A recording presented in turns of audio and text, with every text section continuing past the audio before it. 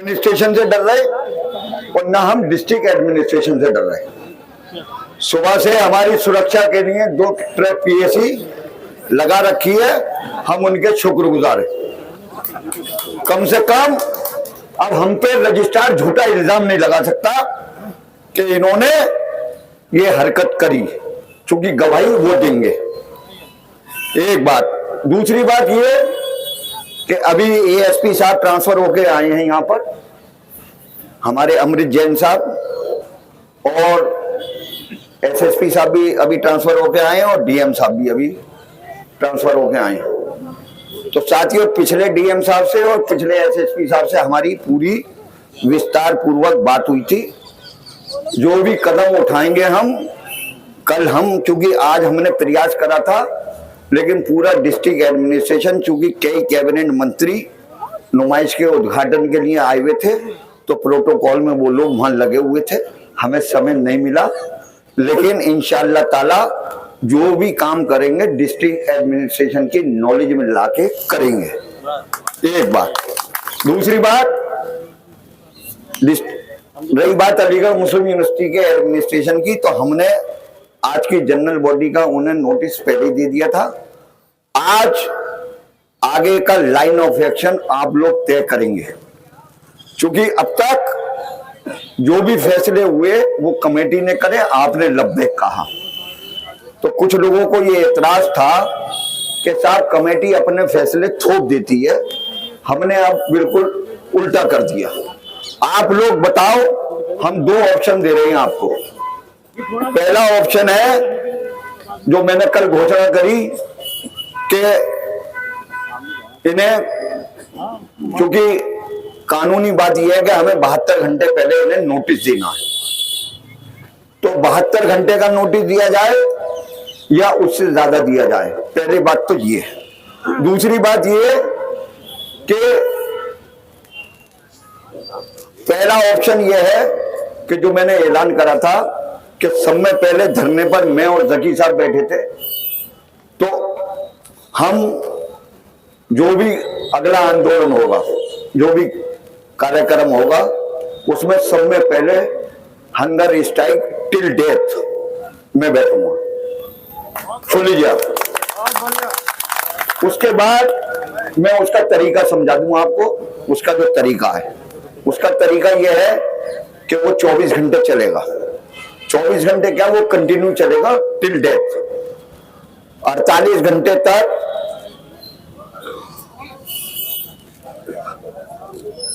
जो है वो हम यूनिवर्सिटी हेल्थ सर्विस का जो सीएमओ है वो आके ब्लड टेस्ट करेगा और यूरिन टेस्ट करेगा। उसके बाद जब ब्लड में या यूरिन में क्रिएटिनिन आने लगेगी तो वो इन्फॉर्म करेगा डिस्ट्रिक्ट एडमिनिस्ट्रेशन को। डिस्ट्रिक्ट एडमिनिस्ट्रेशन जो भी आमरण अनशन पे बैठता है वो उसे मरने नहीं देते, क्योंकि उसकी बहुत बड़ी जिम्मेदारी है।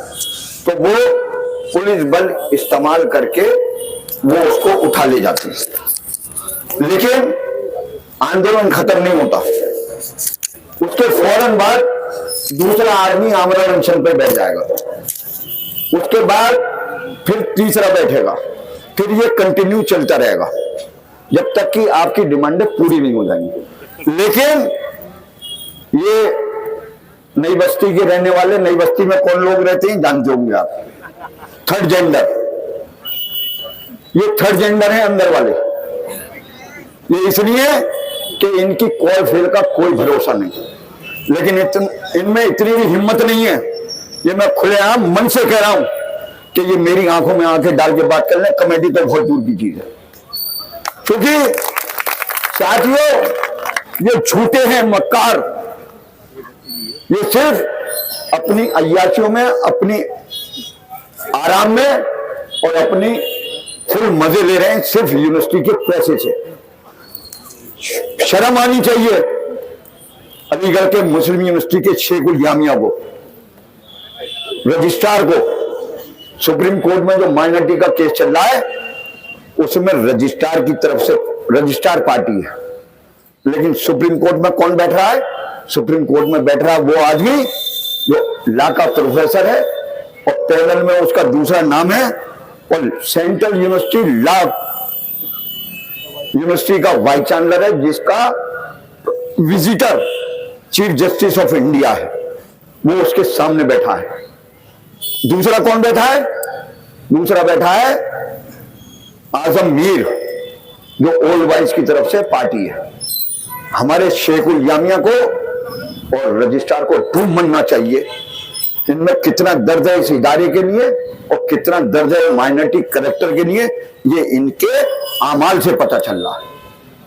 साथियों, इनका मकसद सिर्फ ये था, और इंशाअल्लाह ताला इन गरीबों की जो हाय है, मैंने अखबार में भी कहा था और मैं यहां से भी कह रहा हूं, फिर कह रहा हूं कि ये गरीबों की हा सिर्फ वो सुनेगा, ये नहीं सुनेंगे। अगर ये सुन रहे होते तो आज ये 97वां दिन नहीं होता किसी भी हालत में। अगर इन्हें जरा सा भी गरीबों की दर्द होता तो आज 97वें दिन नहीं होते। दूसरी बात, एक बात बहुत अंदर की बता रहा हूं कि रजिस्ट्रार से टाइम मिला तो हमने, जब हम जा रहे थे तो हमने सब में पहले उससे ये कहा कि, और ये भी सुन लो, वो हबीब हाल का आदमी है और हबीब हाल के प्रभोज साहब सीनियर मोस्ट डीन थे और एजुकेटिव काउंसिल के मेंबर थे, और सीनियर मोस्ट प्रभोज थे, और वो एजुकेटिव काउंसिल के मेंबर थे जो अब DSW हैं, रफीउद्दीन साहब। वो भी उसकी 13 महीने की मजदूरी तो कराई, तनख्वाह नहीं दिला पाए इस एडमिनिस्ट्रेशन से। लेकिन कमेटी के पास जब वो आया, हमने कहा हम लड़ेंगे तेरी लड़ाई, तू चिंता मत कर। जब हमारी बातचीत हुई, हमने सब में पहले रजिस्ट्रार से कहा कि मुकीतुल्लाह की फाइल कहां है। मैंने कहा मुकीतुल्लाह की फाइल कहां है, बिल्कुल यही अंदाज था ध्यान साहब हैंगे। उन्होंने घंटी बजाई, शावेज आया, उन्होंने कहा कहां है मुकीतुल्लाह की फाइल, कि सर यही है। 5 मिनट में वो फाइल निकल के आ गई, जो फाइल 13 महीने से चक्कर काट रही थी। रजिस्ट्रार साहब ने, चूंकि आपका इत्तेहाद था, हमारी जो ताकत है वो आप है, इससे घबरा के उन्होंने कहा कि मैं अपने कलम से नहीं करूंगा, ये कमेटी बनाए दे रहा हूं। फैसल साहब नाम बताइए, कमेटी में कौन कौन लोग रहेंगे। रजिस्ट्रार मुझसे पूछ रहा है। मैंने कहा पहला नाम लिखिए, कंट्रोलर मुजीबुल्लाह जुबैरी। मैंने कहा दूसरा नाम लिखिए रफीउद्दीन साहब, क्योंकि 13 महीने उन्होंने काम लिया है, वो केस प्लीट करें आके। तीसरा नाम डॉक्टर शमीम साहब, TB&RD डिपार्टमेंट, एजुकेटिव काउंसिल के मेंबर। 3 मैन कमेटी बनी, 3 दिन में वो फाइल वापिस आई। कंट्रोलर, शमीम साहब और इन तीनों ने रिपोर्ट विद इन 1 वीक वो सबमिट कर दी। तारीफ सुन लीजिएगा आप, मैं इसलिए कह रहा हूं कि बहुत बुरा वक्त है, बहुत बुरा वक्त है। देखो, हम पहले दिन से कह रहे हैं, हमें कोई नेतागिरी नहीं करनी भाई, हमें कोई चुनाव नहीं लड़ना, हम तो अल्लाह वाले आदमी, सिर्फ तुम्हारे दर्द को देख के हम यहाँ आए। हमें कोई शौक नहीं है, हमने सारे शौक पूरे कर लिए, कोई शौक हमारा नहीं। अब तो हमारा डाउनफॉल है, लेकिन हौसले में कमी नहीं है किसी भी हालत में। साथियों, वो फाइल आज भी धक्के खा रही, उसका जो अब एक्सटेंशन हुआ है 3 महीने का, उसका एक्सटेंशन हो गया। पिछले का तारीफ सुन लीजिए, कमेटी बनाते हैं रजिस्ट्रार साहब, कमेटी की रिपोर्ट सबमिट हो जाती है, रजिस्ट्रार साहब ने मार्क करके भेज दिया वाइस चांसलर को। वाइस चांसलर इतना दब्बू, इतना डरपोक कि उसने उस पर लिख दिया put up in the EC। अबे हर चीज EC, तो कल को तो फिर इस संजय का लोटा भी EC से पूछ के उठाना। फिर ये कौन, हर चीज EC।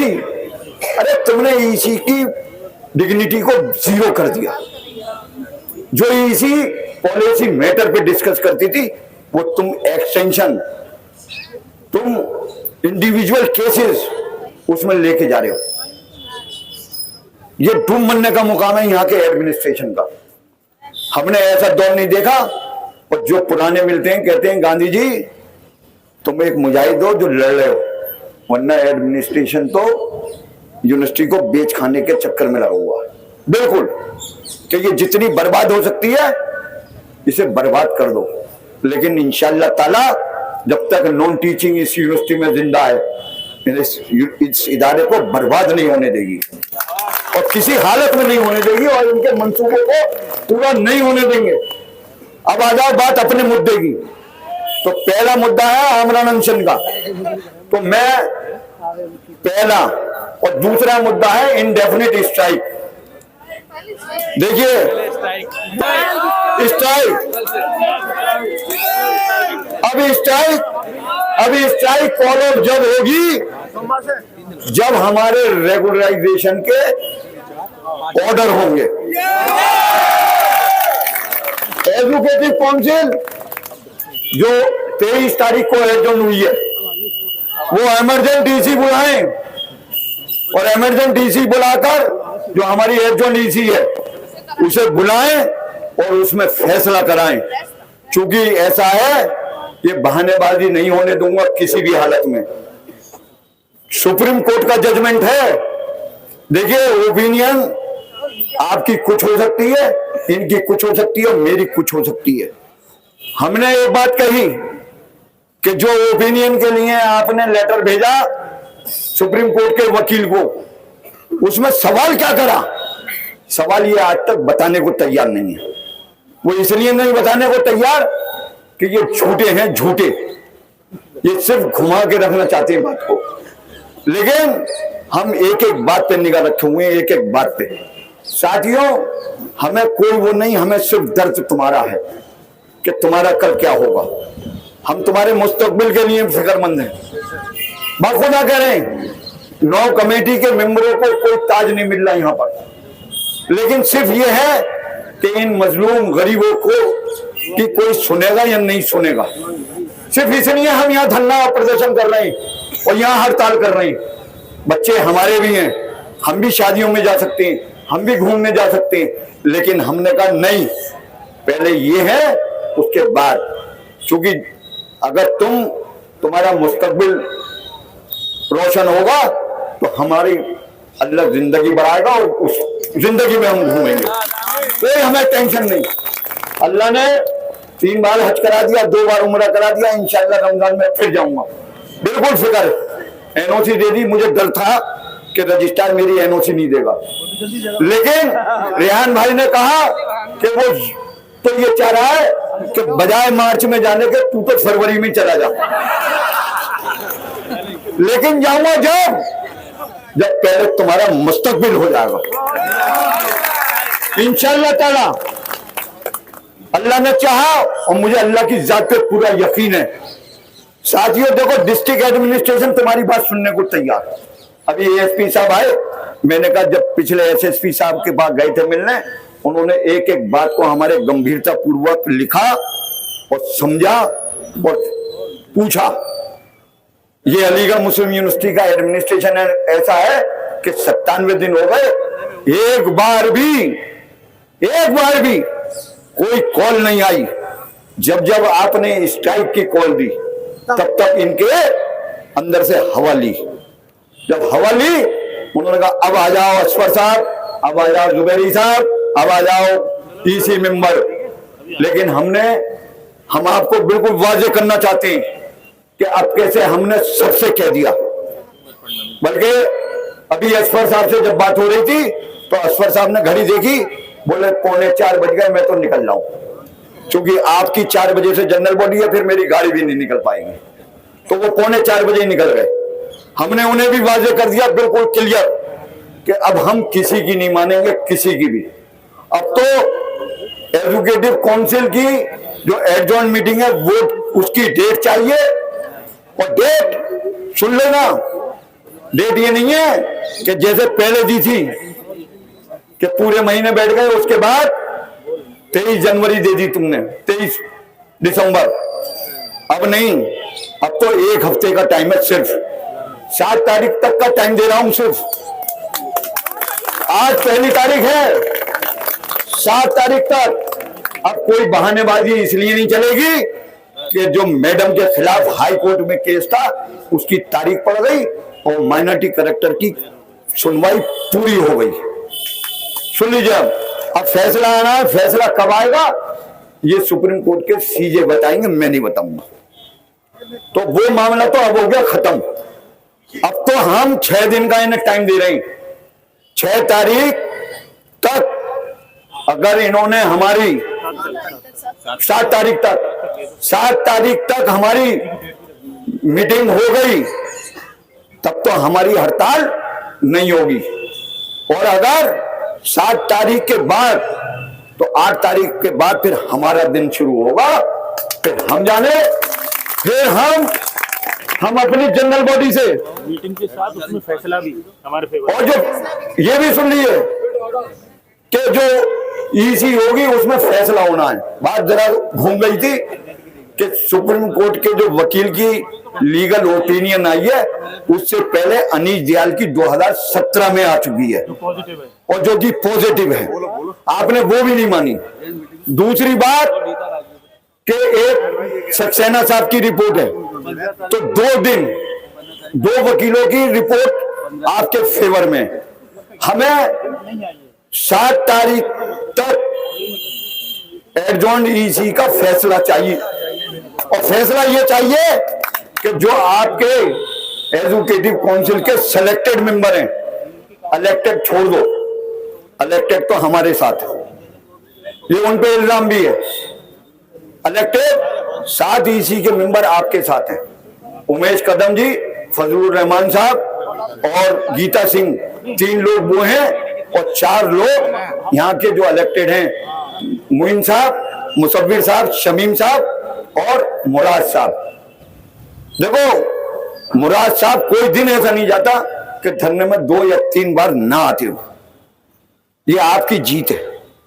लेकिन साथियों, फिर वही मैं कहूंगा, मेरा एक कार्यक्रम था लेकिन मैंने कहा चलो छोड़ो, वरना मेरा इरादा था कि बाबे सैयद से एक भैंस लेके आऊंगा और अमजद बीन बजाता हुआ उसके आगे चल रहा होगा। इनकी यही पोजीशन है। अगर तुम बाई चांस लगा डील डॉल देखोगे और उसे चारों हाथ पैरों से चलाओगे तो गोल नजर आएगी, देख लेना। बिल्कुल देखो, वो एक मिसाल है ना, भैंस के आगे बीन बजाना, या भैंसे के आगे बीन बजाओगे, क्योंकि बीच बीच में सींग भी मार देता है। मीटिंग में जब गए तो सींग भी मारने की कोशिश करी, लेकिन हम पहले से अलर्ट थे। एक सींग रेहान ने पकड़ लिया, दूसरा मैंने पकड़ लिया, मारने नहीं दिया। तो साथियों देखो, वक्त बहुत खराब है, बता रहा हूं मैं, इसे बिल्कुल हल्के में मत लो। और टाइम तुम्हारे पास सिर्फ 15 फरवरी तक का है। अगर जो कुछ होना है तो 15 फरवरी तक होगा, उसके बाद फिर भूल जाना। बता रहा हूं मैं, क्योंकि 16 तारीख से जैसे कि चर्चा चल रही है, क्योंकि पार्लियामेंट सेशन शुरू हो गया, इंटरिम बजट आ जाएगा, उसके बाद ये सीए एनआरसी का वो लेके आएंगे और एक कॉमन सिविल कोड का लेके आएंगे। उसके बाद ये इलेक्शन की घोषणा कर देंगे, फिर आपके ऊपर चुनाव आचार संहिता लग जाएगी। तो मैं ये कह रहा हूं कि इसीलिए मैंने कहा है कि 7 तारीख तक, 7 तारीख, सिर्फ 7 तारीख, क्योंकि हमें भी तैयारी करनी है, क्योंकि सारे हॉल, मेडिकल कॉलेज, देखो हमें अपने लोगों के भी मालूम है कि हमारे लोग भी कितने आराम परस्त हैं।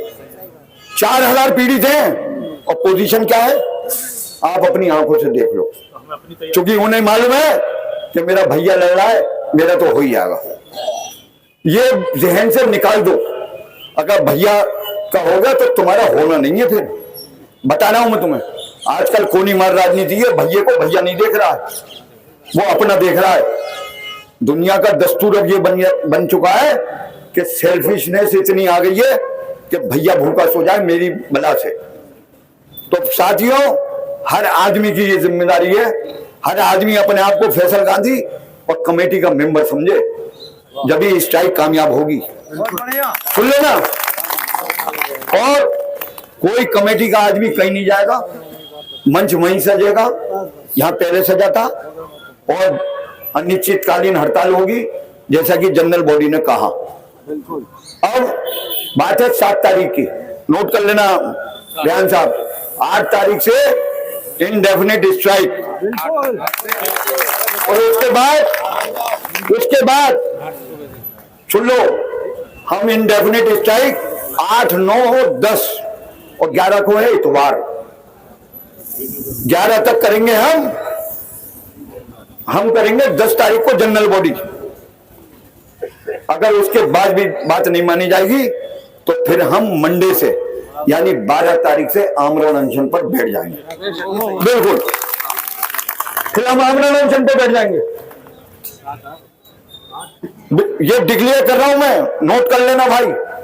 और ये जो नोटिस जाएगा रजिस्ट्रार को और डिस्ट्रिक्ट एडमिनिस्ट्रेशन को, उसमें ये लिखा जाएगा, क्योंकि इतवार के दिन हड़ताल होगी, क्योंकि एसेंशियल सर्विसेज भी उसमें रहेंगी, तो 4 दिन हड़ताल और 5वें दिन से फिर हमारी आमरण अनशन होगी। सुन लीजिए, पहले दिन मैं बैठूंगा, दूसरे दिन अफू बैठेगा, नाम हमारे पास हैं, और तीसरे नंबर पे सलमान खलील और चौथे नंबर पे मशहूर।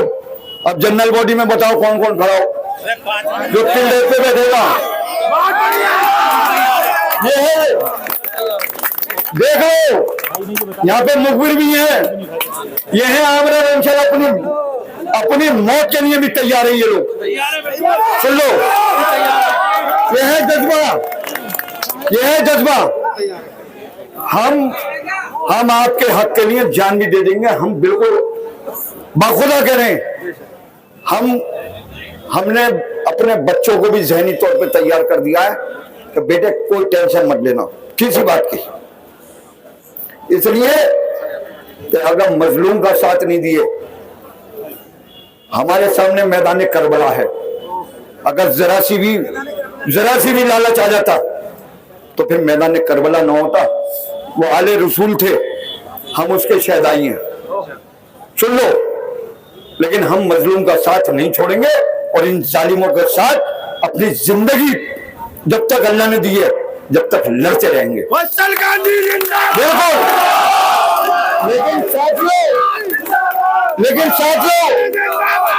लेकिन मैं एक बात बता रहा हूं, मैं जितना इन्हें समझता हूं और जितना मैंने इन्हें देखा है और आपने भी देखा है, ये 24 घंटे में ही अगर लोटा ना पकड़ लें, चैलेंज है मेरा। लेकिन हम लॉलीपॉप नहीं लेंगे, बिल्कुल कोई लॉलीपॉप नहीं, कोई मीडिएटर नहीं, सुन लीजिए, कोई मीडिएटर नहीं और कोई लॉलीपॉप नहीं। हमें तो ईसी की डेट विद रिजल्ट के जो फैसला होना है वो फैसला करके दीजिए आप, और अगर नहीं करोगे तो हड़ताल जारी रहेगी, किसी भी हालत में मानेंगे नहीं। अब तुम्हारे फरेब से तुम्हारे झूठे अय्यार मक्कार फरेब से अब हम बिल्कुल किसी भी हालत में नहीं मानेंगे, चाहे कुछ भी हो जाए। साथियों, अब चाहे कंट्रोलर आ जाए और चाहे मेरे अब्बा कब्र से उठ के आ जाए, मानूंगा नहीं किसी हालत में, बिल्कुल। और जिसे डर लग रहा है, मैं अभी कह रहा हूं, जिसे कमेटी में, सब कमेटी में अगर इस फैसले से डर लग रहा हो तो पब्लिक में आके अपना इस्तीफा दे दो और कमेटी से बाहर हो जाना, कोई टेंशन नहीं है, बिल्कुल। क्योंकि जो बीड़ा हमने उठाया है उसको अंजाम तक पहुंचाएंगे इंशाल्लाह, ये मैं कह रहा हूं। जब तक तुम्हारा मुस्तकबिल नहीं होगा,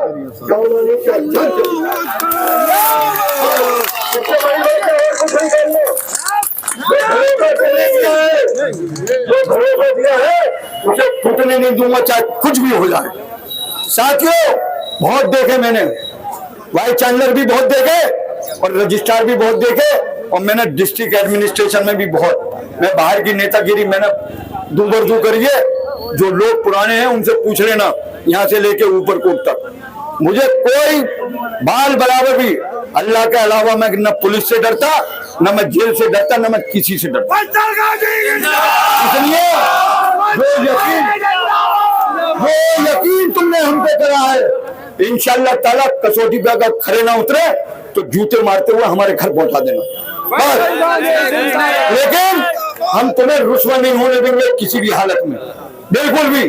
क्योंकि बात यह है, तुम्हारा एक नहीं, एक पेट का सवाल नहीं है, ये 2 बच्चे, एक बेगम, एक माँ और एक बाप, 6 लोग हैं, 6 लोग हैं। ये 6 लोगों की रोजी का सवाल है। और जो लोग 624,000 लोगों का मामला है, ये 4,000 लोगों का मामला नहीं है साथियों। इसे हल्के में मत लो, मैं बार बार कह रहा हूं। ये तुम्हारी नौकरियां खाने के चक्कर में ये चाह रहे हैं कि हम सरकार को बदनाम कर दें कि मोदी सरकार ने मुसलमानों के साथ ये कर दिया, जबकि सरकार ये कह रही है, लिखित में कह रही है। अभी फाइनेंस कमेटी की मीटिंग हुई, उसमें भी उसने यही कहा कि इन्हें भरो, कैसी भरो, लेकिन तुम सिर्फ और सिर्फ तुम मोदी सरकार को बदनाम करना चाहते हो और ये चाहते हो कि मोदी जी के नाम हम इनकी छटनी कर दें। मैं ये होने नहीं दूंगा किसी भी हालत में। और साथियों, ऐसा नहीं है कि मैं लड़ाई अगर यहां लड़ रहा हूं तो मेरे संपर्क नहीं हो रहे।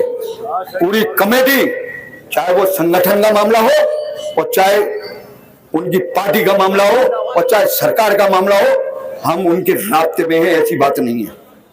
लेकिन हम आपके साथ नाइंसाफी किसी हालत में नहीं होने देंगे, चाहे बार बार मैं कह रहा हूं, चाहे जान चली जाए।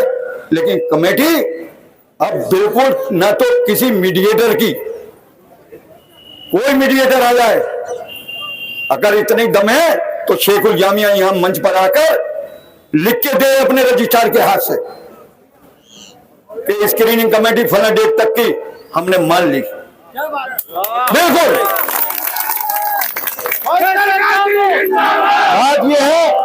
बात ये है, देखो झूठ पे कब तक चलोगे, कब तक चलोगे? अरे यहां आके कहते हैं, अभी एएसपी साहब आए, मैंने उन्हें एक एक बात बता दी। चूंकि कोतवाल साहब से मेरे मामला, जब वहां 23 तारीख को बात हुई थी तो कोतवाल साहब ने कहा कि कप्तान साहब बात करना चाहते। देखो मैं घबराता नहीं किसी से, मैंने कहा ना, मैं बाल बराबर भी नहीं घबराता, मैं हर चीज के लिए तैयार हूं। देखो जान से ज्यादा कुछ नहीं। मैंने कहा, पहले दिन से कह रहा हूं कि चाहे मुझे जेल में डाल दो और चाहे तुम मुझे गोली से मरवा दो, मैं इनको छोड़ूंगा नहीं किसी भी हालत में। बता रहा हूं, अब भी बता रहा हूं, क्योंकि ये जो मजलूम है, अगर इसमें से एक की भी आह लग गई ना तो मैं 100 हज कर लूं और 200 उम्रे कर लूं, सब बेकार, सब बेकार। क्योंकि इससे बड़ी इबादत नहीं है कोई, इससे बड़ी कोई इबादत नहीं कि किसी मजलूम को किसी का अगर हक छीन लिया, उसका हक अगर दिलवा दो, उससे बड़ा जिहाद दुनिया में अल्लाह ने नहीं बताया। तो इसलिए मैं कह रहा हूं कि साथियों, वक्त बुरा है, तुम अल्लाह के देखो, सियासत खूब करना, व्हाट्सएप पे करो, फेसबुक पे करो, हमारे खिलाफ कुछ भी करो, लेकिन अल्लाह के वास्ते इन 24,000 लोगों के साथ मत खेलो। ये 24,000 है, ये 4,000 नहीं, 4 को 6 से मल्टीप्लाई कर दो, 24,000 लोगों के साथ मत खेलो। अल्लाह तुम्हारा भी देख रहा है।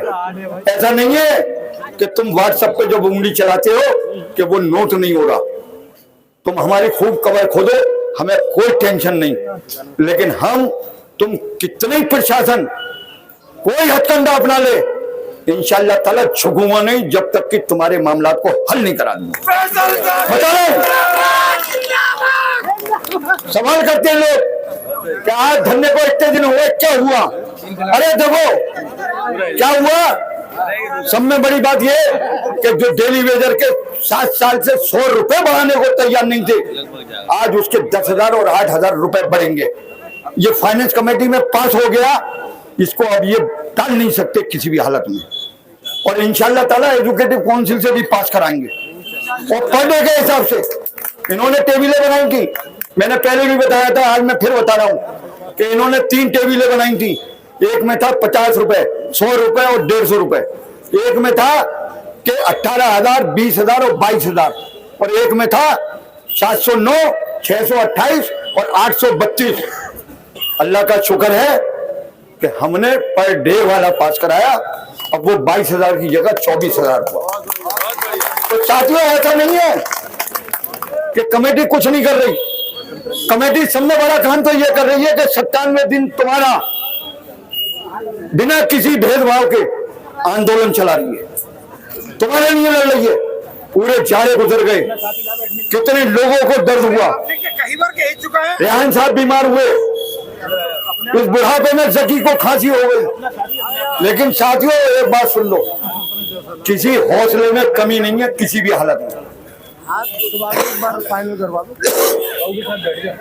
अब मैं चूंकि अजान का टाइम हो रहा है, मैं आखिरी बार 8 तारीख से इंडेफिनिट स्ट्राइक जनरल बॉडी हाथ उठा के हम सब अभी तो ये लड़ाई है, अभी तो ये लड़ाई है। रजिस्ट्रार वाइस चांसलर होश में आओ, हमारी मांगे पूरी करो। अगर तुमसे यूनिटी नहीं चल रही तो गद्दी छोड़ो, गद्दी छोड़ो, गद्दी छोड़ो, चांसलर गद्दी छोड़ो, रजिस्ट्रार गद्दी छोड़ो, फाइनेंस ऑफिसर गद्दी छोड़ो। अल्लाह हाफिज।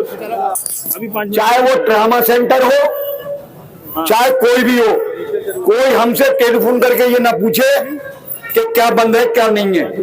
पूरी यूनिवर्सिटी बंद है, मैं हॉलों के, मैं मेडिकल के, कोई चाहे बिजली का हो, चाहे स्कूलों की बस हो, कोई आदमी ड्यूटी पर नहीं जाएगा, सब लोग यहीं आएंगे और कंटिन्यू है, इसलिए रात दिन चलेगी। तो अपने हौसले में कमी मत होने देना किसी भी हालत में।